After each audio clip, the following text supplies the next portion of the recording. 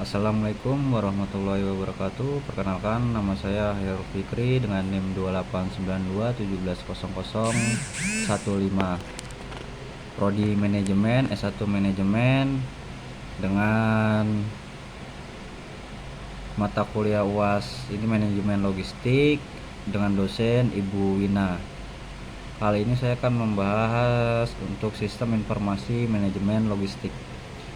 Tujuan instruksional khusus: pentingnya informasi dalam logistik, fungsi sistem informasi, kerangka kerja teknologi informasi rantai pasok, manajemen hubungan pelanggan.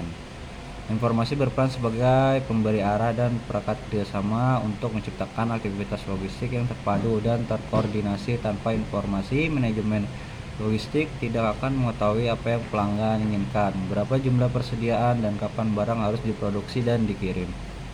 Informasi harus dijadikan visi oleh para manajer dalam upaya membuat keputusan untuk memperbaiki kinerja manajemen logistik.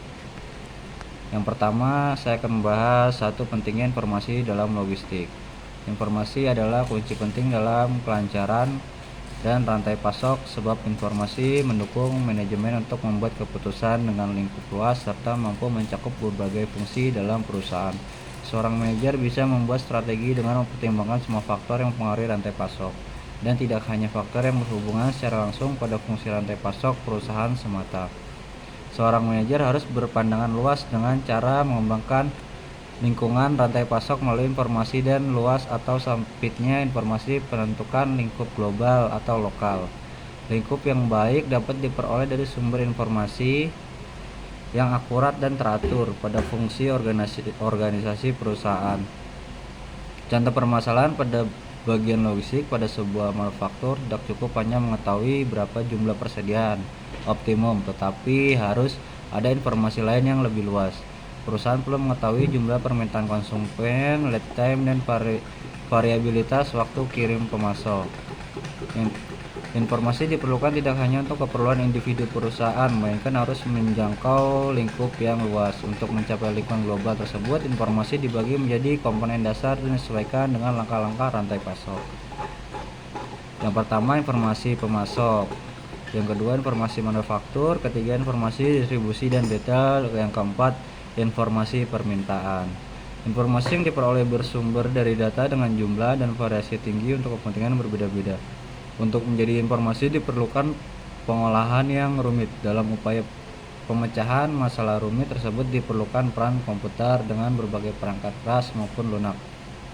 Komputer dan teknologi informasi digunakan secara luas dalam rangka mendukung kegiatan logistik dan pertumbuhan secara cepat, sehingga teknologi informasi telah menjadi faktor kunci yang mempengaruhi pertumbuhan dan perkembangan logistik.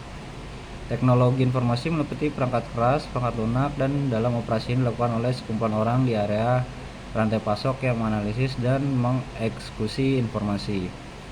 Teknologi informasi berfungsi sebagai mata dan telinga pihak manajemen logistik dan rantai pasok, penangkap dan menganalisis informasi yang diperlukan untuk membuat keputusan yang baik.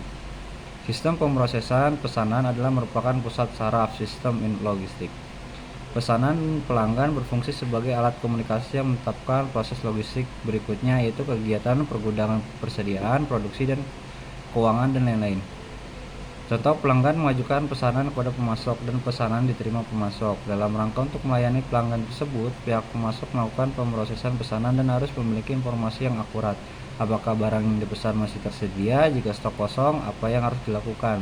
Jika diproduksi dulu, apakah bahan, alat, dan jam mesin tersedia? Apakah pelanggan mau melakukan back order? Apakah sebaliknya dilakukan subkontrak atau dibiarkan menjadi lost sales? Yang kedua, fungsi sistem informasi. Chopra dan Mann 2013 menyatakan bahwa penggunaan sistem informasi untuk menangkap dan menganalisis informasi memiliki dampak nyata terhadap kinerja perusahaan. Jika informasi permintaan pelanggan sebuah perusahaan tidak dipakai untuk mengatur jadwal produksi dan tingkat persediaan, maka dalam mengatur penjadwalan dan tingkat produksi tidak berdasarkan informasi yang akurat, tapi dilakukan secara buta.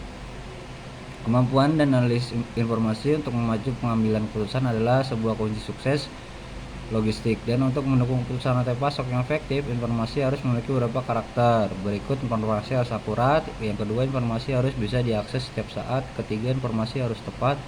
Keempat, informasi harus dibagi.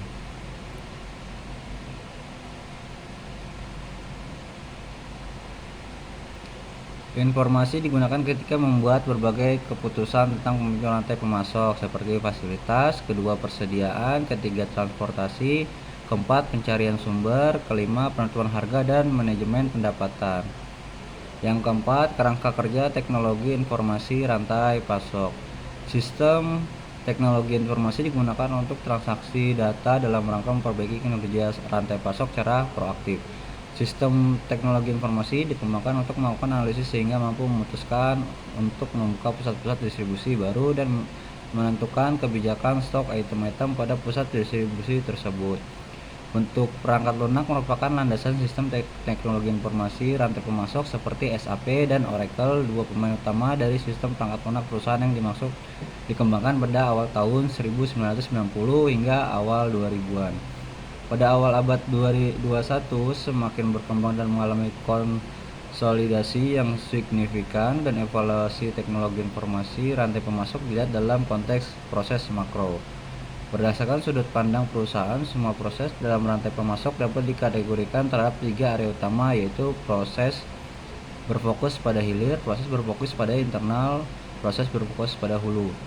Klasifikasi ini mengartikan 3 proses rantai pemasok makro sebagai berikut. Manajemen hubungan pelanggan. Proses yang berfokus pada interaksi hilir, yaitu antara perusahaan dengan pelanggan. Manajemen rantai pasok internal adalah proses-proses yang berfokus pada operasional internal dalam perusahaan. Perangkat lunak industri disebut supply chain management. Tanpa kata internal dalam mengartikan supply chain management, ketiga proses makro, CRM, ISCM, dan SRM. Manajemen hubungan pemasok adalah proses-proses yang berfokus pada interaksi hulu, yaitu antara perusahaan dengan pemasoknya. Semua operasi dan analisis dihubungkan kepada proses-proses makro dan bermuara pada transaksi manajemen foundation yang meliputi dasar sistem ERP dan komponen-komponennya antara lain finansial dan sumber daya manusia, perangkat lunak, infrastruktur, dan perangkat lunak terpadu. Yang kelima, manajemen hubungan pelanggan. CRM adalah sebuah sistem informasi terpadu yang berguna untuk melakukan fungsi manajemen yang terdiri dari kegiatan perencanaan, penjadwalan, dan pengendalian aktivitas pra-penjualan dan pasca penjualan dalam organisasi bisnis.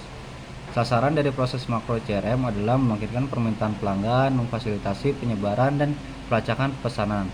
Kelemahan proses ini adalah sering terjadi permintaan yang hilang dan kurang pengalaman para pelanggan karena pesan tidak diproses dan dieksekusi secara efektif.